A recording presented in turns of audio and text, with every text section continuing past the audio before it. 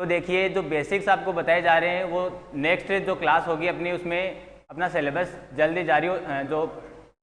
अपना सिलेबस जो जारी हो जाएगा, जो पढ़ने वाले हम कोर्स, तो उसमें ये जो बेसिक्स है बहुत ज़्यादा काम में आने वाले हैं। ये जो बेसिक्स है वो बहुत ज़्यादा काम में आने वाले हैं, तो इन बेसिक्स को आप बिल्कुल भी भूले नहीं और ध्यान लगा के पढ़ेंगे। तो ज्यामिति में सबसे पहले हम आपको बताते हैं बिंदु। देखिए बिंदु क्या होते हैं, क्या होता है बिंदु? टिमकी। क्या बोलते हैं बिंदु को अपनी भाषा में? अरे टिमकी नहीं बोलते क्या? तो टिमकी मारवाड़ी शब्द है, अपना देसी शब्द है। गणित की भाषा में बिंदु को क्या कहते हैं वो आप सुनेंगे। जब किसी पेन या पेंसिल की नोक को किसी समतल पृष्ठ पर एक बार रखते हैं, जैसे ये रखा मैंने, रख के वापस उठा लिया, तो किसी पेन या पेंसिल की नोक को समतल पृष्ठ पर रखने से बनी सूक्ष्मतम आकृति को, ध्यान दें, पेन या पेंसिल की नोक को हमने रखा, जैसे ये रखा, लेकिन ये सूक्ष्मतम आकृति नहीं है। बिल्कुल छोटी से छोटी जो आकृति बनती है उसको हम क्या बोलते हैं? बिल्कुल छोटी से छोटी आकृति को हम क्या बोलते हैं? बिंदु बोलते हैं। तो बिंदु की डेफिनेशन क्या हो गई? किसी पेन या पेंसिल की नोक को किसी समतल पृष्ठ पर एक बार रखने से जो आकृति बनती है उसी आकृति को हम क्या बोलते हैं? बिंदु बोलते हैं। बिंदु की डेफिनेशन आपने पढ़ी। बिंदु, दो बिंदु जैसे मैंने बना लिए और दो बिंदुओं को हम स्केल की सहायता से सीधा जोड़ देते हैं। दो बिंदुओं को जब हम स्केल की सहायता से सीधा जोड़ देते हैं तो क्या प्राप्त हो जाता है? रेखाखंड प्राप्त हो जाता है। तो यहीं से आपकी दूसरी परिभाषा हो गई। दूसरी परिभाषा क्या हो गई? रेखाखंड की परिभाषा हो गई। किसको कहा हमने रेखाखंड? जब दो बिंदुओं को स्केल की सहायता से सीधा मिला देते हैं तो क्या प्राप्त हो जाता है? आपको रेखाखंड प्राप्त हो जाता है। अब रेखाखंड के आगे हमने रेखाखंड को एक ओर से आगे बढ़ा दिया। जैसे ही रेखाखंड को एक ओर से आगे बढ़ा दिया तो आकृति का नाम चेंज हो गया, उस आकृति को हम नया नाम देंगे। उस स्थिति में हम क्या कहेंगे इसको? जब किसी रेखाखंड को एक ओर से हम अनंत लंबाई तक बढ़ा देते हैं तो क्या कहा जाता है? किरण कहते हैं। क्या कहते हैं? किरण। और उसी रेखाखंड को जब दोनों ओर से बढ़ा देते हैं तो क्या बन जाती है वो? रेखाखंड को दोनों ओर से अनंत लंबाई तक बढ़ा देने पर क्या बन जाएगी? रेखा बन जाएगी। क्या बन जाएगा? रेखा। तो देखिए नोट करता हूं मैं। आपने बिंदु पढ़ा सर्वप्रथम, तो बिंदु की डेफिनेशन क्या हो गई? पेन या पेंसिल की नोक को, पेन या पेंसिल की नोक को किसी, ध्यान दें, पेन या पेंसिल की नोक को किसी समतल पृष्ठ पर, समतल पृष्ठ का मतलब ऐसी सतह जो खुरदरी नहीं हो या फिर उबड़ खाबड़ नहीं हो, तो वहां पे हम आसानी से बना सकते हैं। पेन या पेंसिल की नोक को किसी समतल पृष्ठ पर रखने से बनी या बनने वाली सूक्ष्मतम, ये सूक्ष्मतम शब्द का जरूर ध्यान रखें, छोटी से छोटी जो आकृति बनेगी उसको हम क्या कहेंगे? बिंदु कहेंगे। बनी सूक्ष्मतम आकृति क्या कहलाती है? बिंदु कहलाती है। उस आकृति को बिंदु कहते हैं, या पृष्ठ पर रखने से बनी सूक्ष्मतम आकृति बिंदु कहलाती है। बिंदु को नामांकित कैसे करते हैं? जैसे ये बिंदु लिखा और इसके पास मैंने ए लिखा, इसको क्या पढ़ेंगे हम? इसको हम पढ़ेंगे बिंदु ए, बिंदु बी, बिंदु सी, इस प्रकार से। समझ में आ रहा है? बिंदु की डेफिनेशन क्या हो गई? पेन या पेंसिल की नोक को किसी समतल पृष्ठ पर रखने से बनी सूक्ष्मतम आकृति, सूक्ष्मतम का मतलब छोटी से छोटी जो आकृति बनेगी उसको हम क्या कहेंगे? बिंदु कहेंगे। बिंदु को नामांकित कैसे करते हैं? बिंदु के पास में ही कैपिटल लेटर से या फिर एब, सैद, इस प्रकार से नाम लिखकर हम उसको दर्शाते हैं। बिंदु ए, बिंदु बी, बिंदु क, बिंदु च, इस प्रकार से। दूसरी डेफिनेशन आपने पढ़ी है रेखाखंड। रेखाखंड, तो रेखाखंड क्या हो गया? डेफिनेशन लिखवाएंगे नहीं, आपको समझेंगे, मैं बोलता हूँ, आप समझ के लिखेंगे। जब दो बिंदुओं को स्केल की सहायता से सीधा मिला देते हैं तो क्या प्राप्त हो जाता है हमें? रेखाखंड। किन्हीं दो बिंदुओं को स्केल की सहायता से सीधा मिलाने से, ये दो बिंदु थे आपके पास, बिंदु ए और जैसे बिंदु बी, तो बिंदु ए और बिंदु बी को हमने स्केल से बिल्कुल सीधा मिला दिया। सीधा मिला देने पर ये क्या बन गया, रेखाखंड बन गया। और इसको किस प्रकार से पढ़ते हैं हम, रेखाखंड ए बी, तो इसका नाम हो गया। अब यहाँ पर स्पेशली ध्यान देंगे, मैंने कहा था कि स्केल से सीधा मिलाने पर ही उसको रेखाखंड कहेंगे। अगर सीधा नहीं मिलाते हैं, जैसे ए बिंदु और बी बिंदु हो गया, इन दोनों बिंदुओं को हम सीधा नहीं मिलाकर टेढ़ा मेढ़ा मिलाते हैं, तो फिर ये क्या कहलाएगा, ये रेखाखंड नहीं है। अब क्या कहलाएगा, ये वक्र कहलाएगा। टेढ़ी मेढ़ी जो भी रेखा होती है उसको क्या बोलते हैं, हमें वक्र बोलते हैं। तो तीसरी डेफिनेशन में आपको बताता हूं, किरण क्या होती है? किसी का नाम भी होता है किरण यहाँ ज्यामिति में हम पढ़ रहे हैं। तो किरण क्या होती है, किसी रेखाखंड को एक ओर से अनंत लंबाई तक बढ़ा दें। कोई रेखाखंड था और उसको एक ओर से अनंत लंबाई तक बढ़ा दिया। अनंत लंबाई तक बढ़ाने का मतलब होता है उसके एरो का चिन्ह लगा देते हैं, तीर का चिन्ह जब लगा देते हैं तो उसको अनंत लंबाई तक बढ़ा हुआ मानते हैं। तो यहाँ पर ये जो तीर का चिन्ह हो गया ये किसको नोटेशन कर रही है, ये अनंत लंबाई तक जा रही है आगे। तो अनंत लंबाई तक जा रही है, तो जैसे इसका नाम P था और ये Q था यहाँ पे बिंदु, तो ये हो गया रेखाखंड, किरण PQ। क्या कहेंगे इसको हमें, किरण PQ, ये किरण हो गई। क्या हुई किरण की परिभाषा, किसी रेखाखंड को एक ओर से अनंत लंबाई तक बढ़ाने से प्राप्त आकृति को किरण कहते हैं। रेखाखंड था, रेखाखंड को एक ओर से अनंत लंबाई तक बढ़ा दिया तो क्या प्राप्त हो गया, आपको किरण प्राप्त हो गया। नेक्स्ट हम पढ़ते हैं रेखा। इनमें अंतर ध्यान रखें, रेखाखंड तो क्या था, दो बिंदुओं को जोड़ा था सीधा सीधा स्केल से, फिर किरण प्राप्त हो गई। जो रेखाखंड था उसको एक ओर से अनंत लंबाई तक बढ़ा दिया। अब क्या पढ़ रहे हैं हम, रेखा। तो रेखा क्या होती है, ये जो रेखाखंड था उस रेखाखंड को दोनों ओर से अनंत लंबाई तक बढ़ा दिया। इस बार हमने दोनों ओर से अनंत लंबाई तक बढ़ा दिया, और दोनों ओर से अनंत लंबाई तक बढ़ाने से ये क्या बन गया, इस रेखाखंड का नाम क्या हो गया, जब इसको बढ़ा दिया तो रेखा हो गया। जैसे अक्ष वाई नाम दिया मैंने इसका, तो इसको हम क्या कहेंगे, रेखा अक्ष वाई। क्या कहेंगे, रेखा अक्ष वाई। इस प्रकार से आपने बिंदु, रेखाखंड, किरण और रेखा पढ़ा। स्पेशली आप इनका ध्यान रखेंगे, रेखाखंड, किरण और रेखा, इन तीनों में अंतर का ध्यान रखेंगे। और नेक्स्ट हम पढ़ते हैं, इनको विस्तार से समझ लेंगे, थोड़ा सा अंतर इनमें मालूम रखेंगे कि रेखाखंड क्या होता है, किरण क्या होता है, रेखा क्या होती है। तीनों अलग अलग होते हैं, बच्चे इनको एक समान समझ लेते हैं। रेखाखंड, जब दो बिंदुओं को हमने सीधा मिला दिया तो रेखाखंड प्राप्त हो गया।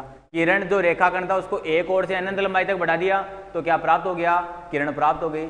जो रेखाखंड था उसको दोनों ओर से हमने अनंत लंबाई तक बढ़ा दिया, दोनों ओर से, तो क्या प्राप्त हो गई, रेखा प्राप्त हो गई। अब रेखाएं जो होती है वो विभिन्न प्रकार की रेखाएं होती है। तो विभिन्न प्रकार की रेखाओं के बारे में आपको बताते हैं। देखिए, कुछ होती है समांतर रेखाएं, रेखाओं के जोड़े होते हैं, ये समांतर रेखाएं।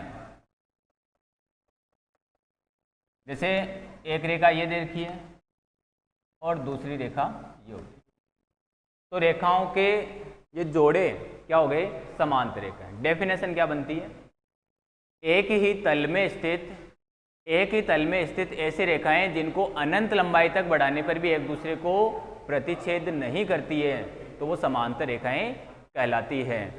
जैसे ये कोई रेखा थी और ये दूसरी रेखा है, इनको हमने अनंत लंबाई तक बढ़ाया, आगे पीछे दाएं बाएं कैसे भी करके बहुत इसको बढ़ा दिया, आगे तक बढ़ा दिया, लेकिन ये कभी भी एक दूसरे को मिलेगी क्या। देखो ये बिल्कुल ऐसे सिद्ध में जाएगी, ये बिल्कुल अपने सिद्ध में जाएगी, ये इधर अनंत लंबाई तक चलती जाएगी, लेकिन ये एक दूसरे को इंटरसेक्ट नहीं करेगी। जब एक दूसरे को इंटरसेक्ट नहीं करेगी तो ये क्या हो जाएगी, समांतर रेखाएं कहलाएगी। और कंडीशन क्या है, दोनों रेखाएं या फिर जितनी भी रेखाएं होती है समांतर रेखाओं में से वो एक ही तल में स्थित होनी चाहिए। एक ही तल में स्थित होने का मतलब ये है कि एक ही पृष्ठ पर होनी चाहिए। जैसे एक रेखा ये हो गई तो दूसरी रेखा वो अन्य पृष्ठ पर नहीं होनी चाहिए, एक साथ ही उनकी डेफिनेशन डिफाइन होती है कि दोनों रेखाएं कहाँ होनी चाहिए, या दो से ज़्यादा भी समांतर रेखाएं हो सकती है, वो एक ही तल पर होनी चाहिए। तो एक ही तल पर स्थित ऐसी रेखाएं जिनको अनंत लंबाई तक बढ़ाने पर भी एक दूसरे को प्रतिच्छेद नहीं करती है वो क्या कहलाती है, समांतर रेखाएं कहलाती है। इनका उदाहरण हम समझें तो जैसे रेल की पटरियां होती है, रेल की पटरियों की हम बात करें तो रेल की पटरियां बिल्कुल साथ साथ चलती रहती है, साथ साथ चलती है, लेकिन दोनों जो पटरियां वो एक दूसरे को कभी भी मिलती है क्या, नहीं मिलती है। जब दोनों पटरियां एक दूसरे को मिलती नहीं है तो वो क्या है, कौन सी स्थिति बन गई, बिल्कुल समांतर चलती रहती है तो वो क्या बन गई, वहां पे समांतर रेखाओं की स्थिति बन जाती है। तो समांतर रेखाओं की डेफिनेशन समझ में आ गई होगी। एक ही तल में स्थित ऐसी रेखाएं जिनको अनंत लंबाई तक बढ़ाने पर भी एक दूसरे को प्रतिच्छेद नहीं करती है तो वो समांतर रेखाएं कहलाती है। और अगर प्रतिच्छेद कर जाएगी तो क्या कहेंगे, उनको हम प्रतिच्छेदी रेखाएं कहेंगे। क्या कहेंगे, प्रतिच्छेदी रेखाएं, इंटरसेक्टिंग लाइंस। जैसे एक रेखा ये थी और ये दूसरी रेखा हो गई तो ये दोनों रेखाएं एक दूसरे को यहाँ पे प्रतिच्छेद कर रही है। रेखाओं का नाम बोल देता हूँ। पहली रेखा ये जो थी AB और ये जो दूसरी रेखा ये हो गई CD। ये इस बिंदु P पे प्रतिच्छेद कर रही है। रेखा AB और रेखा CD बिंदु P पे क्या कर रही है, प्रतिच्छेद कर रही है। तो ये क्या हो गई, प्रतिच्छेदी रेखा हो गई। तो प्रतिच्छेदी रेखाओं की डेफिनेशन क्या हो गई, एक ही तल में स्थित या ऐसी दो रेखाएं जिनमें कोई एक बिंदु उभयनिष्ठ हो। उभयनिष्ठ होने का मतलब होता है कॉमन। उभयनिष्ठ का मतलब क्या होता है, उभयनिष्ठ का मतलब होता है कॉमन।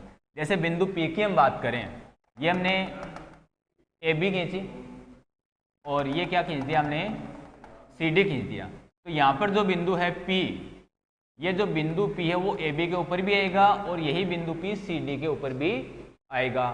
तो ऐसी दो रेखाएं जिनमें कम से कम या कोई एक बिंदु उभयनिष्ठ होता है वो प्रतिच्छेदी रेखाएं कहलाती है।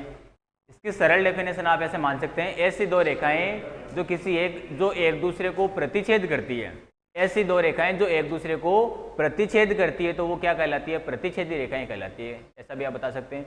ऐसी दो रेखाएं जो एक दूसरे को प्रतिच्छेद करती है तो क्या कहलाती है, प्रतिच्छेदी रेखाएं कहलाती है। अब यहाँ गारंटी ये नहीं है कि जैसे ये रेखा हो गई और एक ये रेखा हो गई तो अभी तक ये प्रतिच्छेदी रेखाएं आपको प्रतीत नहीं हो रही है। रेखाओं का ये जो जोड़ा है वो आपको प्रतिच्छेदी रेखाओं का ही दिया हुआ है, लेकिन देखने से आपको ये लग रहा है कि सर ये तो प्रतिच्छेद नहीं कर रही है। लेकिन रेखा क्या होती है, अनंत लंबाई की होती है। अनंत लंबाई के होने की वजह से हम ये समझ सकते हैं कि जब ये ऐसे आगे जाएगी तो निश्चित रूप से इस एक रेखा को, जो AB रेखा है, इसको प्रतिच्छेद करेगी और जब प्रतिच्छेद करेगी तो ये क्या हो जाएगी, प्रतिच्छेदी रेखाएं कहलाएगी। तो ऐसे प्रतिच्छेद करते हुए भी आपको दे सकता है या फिर ऐसे टेढ़ी मेढ़ी के रूप में भी आपको दे सकता है। तो ये क्या हो जाएगी, प्रतिच्छेदी रेखाएं हो जाएगी। एक आपके चलता है संगामी रेखाएं। क्या, संगामी रेखाएं। संगम का मतलब क्या होता है, मिलना। तो संगामी रेखाएं क्या हो गई, संगामी रेखाएं जब दो से ज्यादा, अब दो से ज्यादा 3 हो सकती है, 4 हो सकती है, 5 हो सकती है, कितनी भी हो सकती है। दो से ज्यादा रेखाएं किसी एक ही बिंदु से गुजरती है, किसी एक ही बिंदु से गुजरती है। दो से ज्यादा रेखाएं किसी एक ही बिंदु से गुजरती है तो संगामी रेखाएं कहलाती है। संगामी रेखाएं कहलाती है। ठीक है, संगम हो गया इनका। जैसे एक रेखा ये है AB, दूसरी रेखा ये हो गई CD, एक अन्य रेखा ये हो गई पी क्यू। तो इन तीनों रेखाओं में क्या हो रहा है, यहाँ पे इन तीनों रेखाओं में ये जो बिंदु है आर नाम देते हैं इसका हम, ये बिंदु आर क्या है, तीनों रेखाओं में कॉमन है। तो इस वजह से ये क्या हो गई, संगामी रेखाएं हो गई। क्या कहेंगे इनको, संगामी रेखाएं। एक समपाती रेखाएं अलग होती है भाई, समपाती रेखाएं अलग चीज होती है। समपाती रेखाएं, समपाती रेखाएं क्या होती है, जब एक रेखा के ऊपर ही दूसरी रेखा गुजर जाती है तो उन रेखाओं के युग्म को हम क्या कहते हैं, समपाती रेखाएं। जब एक रेखा के ऊपर ही दूसरी रेखा स्थित होती है तो उनको हम क्या बोलते हैं, समपाती रेखाएं। जैसे एक रेखा ये दे रखी है, ये रेखा अभी थी ए बी, फिर दूसरी रेखा आई वो इस ए बी के ऊपर से जा रही है, जस्ट एकदम बिल्कुल इसके ऊपर से ही, वो रेखा हो गई सी डी। अब चूंकि ए बी और सी डी दोनों एक ही पथ से जा रही है, एक ही रास्ते से जा रही है, तो ये क्या हो गई, समपाती रेखाएं कहलाती हैं। ये रेखाओं की बात हो गई। जैसे ही हमने दो रेखाएं खींची थी प्रतिच्छेदी रेखाएं, तो जैसे प्रतिच्छेदी रेखाएं खींचते तो वहां पे कुछ कोण बन जाते हैं। प्रतिच्छेदी रेखाएं जब हमने खींची थी तो यहाँ पे क्या बन गई थी, ये प्रतिच्छेदी रेखाएं, ये कोण बन गई यहाँ पे 1 2 3 4। और ये कोण क्या होते हैं, आमने सामने के कोण यहाँ पे बराबर होते हैं। प्रतिच्छेदी रेखाओं से निर्मित आमने सामने के कोण कैसे होते हैं, बराबर होते हैं। एक बार आपको कोण की डेफिनेशन बता देते हैं। कोण की डेफिनेशन किस किस को आती है भाई, बताओ। देखिए कोण की डेफिनेशन याद है क्या कुछ, कोण किसे कहते हैं, हाँ वही समकोण, न्यून कोण। बताओ देखिए कोण किसे कहते हैं, याद है, भूल गए, भूल गए सब। तो इसलिए तो ये बता रहा हूँ कि जो भूल गए उसको आप रिवाइज कर लें और कंटेस्ट कर लें कि जो बेसिक्स आपको बताए जा रहे हैं, जो पुरानी क्लासों में आपने पढ़ लिया था पहले, उसका दोहरान कर लें ताकि अन्य बच्चों से आप आगे बढ़ पाएँ। अन्य बच्चों से आगे बढ़ोगे तभी तो कुछ काम करोगे, ऐसे तो भीड़ का हिस्सा बन के रह जाओगे। कौन पूछता है भीड़ में, कुछ अलग करोगे, कुछ नया करोगे दुनिया से हटके, तभी तो अपनी प्रतिभा निखार पाओगे। भूल गए क्या, चलो लिखो। किसे कहते हैं कोण, किसी एक ही बिंदु से, जैसे कोई एक बिंदु लिया था हमने, उस एक बिंदु से, बिंदु बी है ये, एक ही बिंदु से जब हमने दो किरणें गुजार दी, एक किरण तो हो गई बी सी, इसी बी बिंदु से एक किरण हो गई ये बी से लेकर ए तक, तो इसको हम ए बी भी बोल सकते हैं या बी ए भी बोल सकते हैं। तो इस प्रकार की आकृति को हम क्या कहते हैं, कोण कहते हैं। तो डेफिनेशन क्या हो गई, एक ही बिंदु से निकलने वाली दो किरणों से बनी आकृति को कोण कहते हैं। कोण की परिभाषा लिखवा रहा हूं मैं, एक ही बिंदु से निकलने वाली, एक ही बिंदु से निकलने वाली दो किरणों से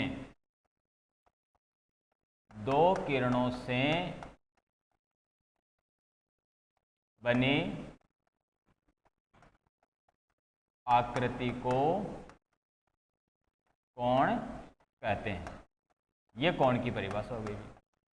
एक ही बिंदु से निकलने वाली दो किरणों से बनी आकृति को क्या कहते हैं, हम कोण कहते हैं। अब कोण विभिन्न प्रकार के आपने पढ़े हुए हैं, हाँ, न्यून कोण होता है, समकोण होता है, और अधिकोण, और सरल कोण, और क्या होता है, प्रतिवर्ती कोण होता है जो 180 डिग्री से अधिक होता है। तो कोणों की अगर हम बात करें, इनके प्रकार, कोणों के प्रकार, तो आपने पढ़ा हुआ है न्यून कोण। तो न्यून कोण क्या होता है, न्यून का मतलब छोटा, किससे छोटा, क्या होता है न्यून कोण, 0 डिग्री से 90 डिग्री के मध्य बनने वाला कोण क्या कहलाता है, न्यून कोण कहलाता है। यानी 0 से तो बड़ा होगा और 90 से छोटा होगा, तो इस प्रकार के कोण को हम क्या कहेंगे, न्यून कोण कहेंगे। इसके बाद में समकोण, किसे कहते हैं, समकोण से तो सभी परिचित है। 90 डिग्री के कोण को 90 डिग्री के कोण को क्या कहते हैं? समकोण कहते हैं। 90 डिग्री से बड़ा होते हैं इसको क्या बोलेंगे? क्या बोलेंगे? बड़ा हो गया या अधिक हो गया तो अधिक कोण कहेंगे ना। तो अधिक कोण, क्या? अधिक कोण 90 डिग्री से तो बड़ा रहेगा, लेकिन 180 डिग्री से छोटा रहेगा, इसको हम क्या कहेंगे? अधिक कोण कहेंगे। फिर सरल कोण, सरल तो सरल ही होता है, हाँ आप भी तो सरल ही हो हैं। सरल कोण 180 डिग्री के कोण को सरल कोण कहते हैं। देखिए इस प्रकार से कोणों को हमने विभाजित कर लिया। यहाँ से यहाँ तक का जो कोण है वो 90 डिग्री का कोण होता है। फिर जैसे आगे बढ़ेंगे यहाँ तक आ जाएंगे तो पूरा ये जो कोण बन जाएगा, ये पूरा कोण 180 का हो जाएगा। कितना हो जाएगा? 180 का। फिर जैसे आगे बढ़ेंगे तो यहाँ तक आ जाएंगे, कितना हो जाएगा? 180 से ज़्यादा हो जाएगा, वो चाहे 188 हो, 190, 200 कितना भी है। यहाँ तक जैसे जाते हैं 270 डिग्री, फिर यहाँ तक आते हैं ये 0 डिग्री था पहले, और अब ये कितना हो गया? 360 डिग्री हो गया। तो पूरा चक्कर करते हैं 360 डिग्री का कोण बन जाता है। और 180 से अधिक का जो कोण होता है उसको हम प्रतिवर्ती कोण बोलते हैं। प्रतिवर्ती कोण, प्रतिवर्ती कोण क्या होता है? 180 डिग्री से बड़ा, 180 डिग्री से जो बड़ा कोण होता है उसको हम प्रतिवर्ती कोण बोलते हैं। आगे चलते हैं, ये कोणों का सामान्य परिचय हो गया। अब कोण एक स्थिति में और बनते हैं।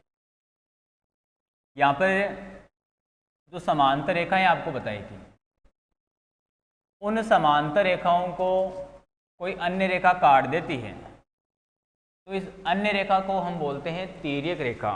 क्या बोलते हैं? इस अन्य रेखा को तिर्यक रेखा बोलते हैं। तिर्यक रेखा, तो तिर्यक रेखा जैसे ही इन रेखाओं को काटते, देखिए यहाँ पे कोण 1 ये वाला, ये कोण 2, 3, 4, इसी प्रकार से 5, 6, 7, 8 ऐसे कोण बन जाएंगे। ये 5, 6, 7 और ये क्या हो गया? 8 हो गया। ये रेखा AB, रेखा CD और इस रेखा को हमने कहा PQ। तो इस प्रकार से 8 कोण बन गए, और इन 8 कोणों में से जो जोड़े होते हैं कुछ कोणों के, उनमें से कुछ तो होते हैं एकांतर कोण। क्या होते हैं? एकांतर कोण। एकांतर कोण कौन से होते हैं समझेंगे। डेफिनेशन ज़्यादा महत्वपूर्ण नहीं है, उनकी स्थिति आप पहचाने वो ज़्यादा महत्वपूर्ण है। एकांतर कोण क्या होते हैं? जैसे ही हमने रेखाएं AB और CD को प्रतिच्छेद, ये PQ तिर्यक रेखा से प्रतिच्छेद करवाया, तो कोणों के 4 कोण ऊपर बन गए, 1, 2, 3, 4, और 4 कोण नीचे बन गए, 5, 6, 7, 8। तो ऊपर वाले 4 कोणों में से नीचे वाले 4 कोण एक दूसरे के एकांतर कोण है। कौन सा कोण किसका एकांतर है ये पहचानना इंपॉर्टेंट है। डेफिनेशन क्या बोल सकते हैं हम?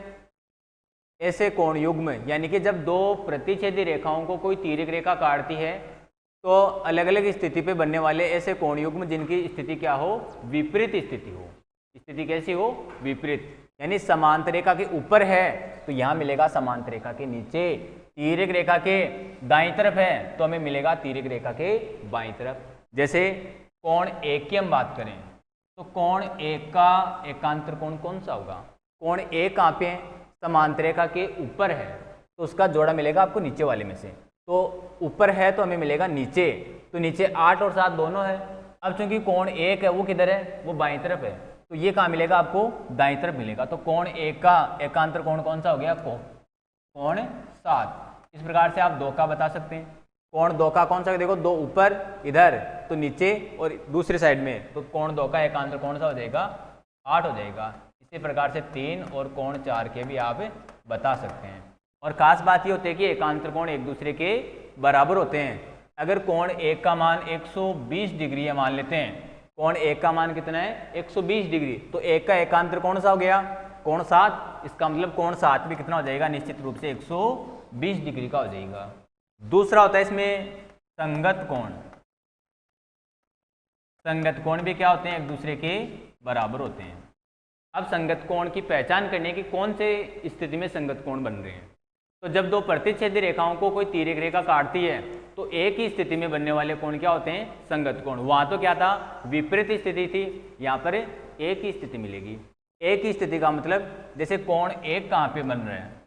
कोण एक बन रहा है समांतर रेखा के ऊपर, तो यहाँ भी कहाँ मिलेगा? समांतर रेखा के ऊपर। एक ही स्थिति यानी ये बाईं तरफ है तो इधर भी बाईं तरफ ही मिलेगा आपको। तो कोण एक का संगत कोण कौन सा हो गया? कोण 5।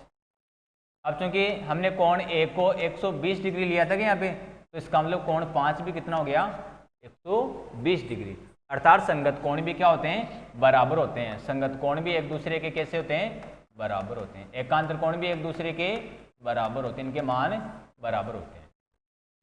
संगत कोण पहचान सकते हैं। जैसे मैं 8 का संगत कोण पूछता हूँ, कोण 8 का संगत कोण क्या हो गया?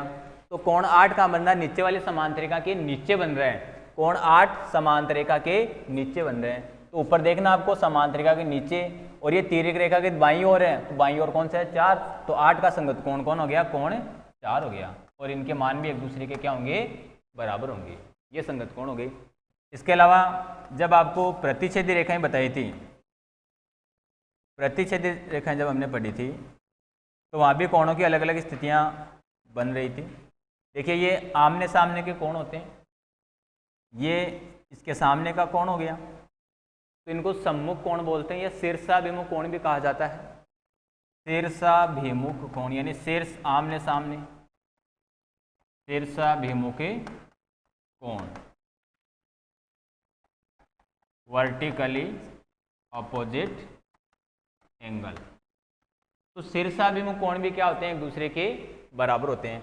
जैसे कोण 1 है, ये 2 है, 3 है, 4, तो कोण 1 के बराबर कोण 3 है, कोण 2 के बराबर कोण 4 है। शीर्षाभिमुख कोण भी एक दूसरे के क्या होते हैं? बराबर होते हैं। इनकी पहचान आपको करनी होती है। जब भी दो रेखाएं काटती है एक दूसरे को, तो बनने वाले आमने सामने के कोण क्या होते हैं? एक दूसरे के क्या होते हैं? शीर्षाभिमुख कोण कहलाते हैं, और ये बराबर होते हैं। तो ये कोण अगर अक्ष है, या मैं बोलता हूँ कि ये कोण 130 डिग्री है, ये 130 है, तो ये भी कितना है? 130। क्या आप बता सकते हैं जो शेष कोण बच गया, ये ऊपर वाला कोण और इसके साथ में ये कोण कितने का आएगा? हम जानते हैं कि एक जो सीधी लाइन होती है, जो सरल रेखा होती है, वो सरल कोण होता है। सरल कोण का मतलब 180 डिग्री। तो 180 में से, जैसे इस रेखा की बात करें, 180 में से ऊपर वाला कोण कितना बन गया? 130। तो 180 में से ये 130 माइनस कर दो, आप घटा दो, तो 180 में से 130 माइनस करने पे कितना बच गया? 50 बच गया। तो ये कोण कितना है यहाँ पे? 50। अब चूंकि वो कोण 50 है, तो इसका शीर्षाभिमुख कोण होने की वजह से ये भी कितना हो जाएगा? 50 डिग्री।